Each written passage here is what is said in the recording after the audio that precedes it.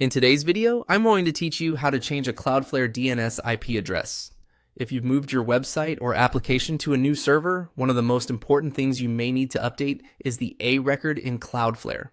This record tells your domain where to point, so changing the IP address correctly helps visitors reach the right server. To get started, go to your Cloudflare account home. Once you're logged in, head to the main dashboard where your account options are listed. From there, click on Domains. This will take you to the area where you can manage the websites and domain settings connected to your account. Next, click on Overview. This section gives you a general view of the domains under your management. From the list, select the domain you want to update. Make sure you choose the correct one, especially if you manage multiple domains in the same Cloudflare account.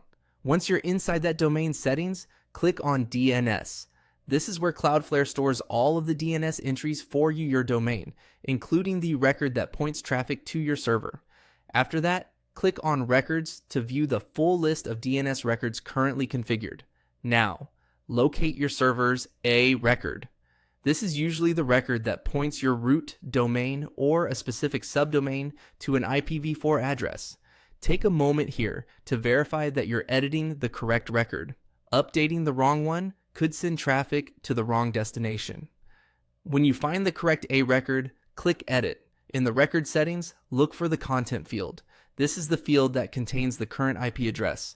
Replace the old IP address with your new server IP address carefully.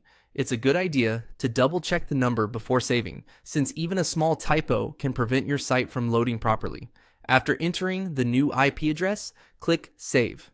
At that point, your DNS change has been submitted. Keep in mind that while Cloudflare updates can happen quickly, DNS changes may still take a little time to fully propagate depending on your setup and caching. If your website doesn't appear to update immediately, give it a few minutes and test again. And that's it. You've successfully changed the Cloudflare DNS IP address by updating the A record for your domain.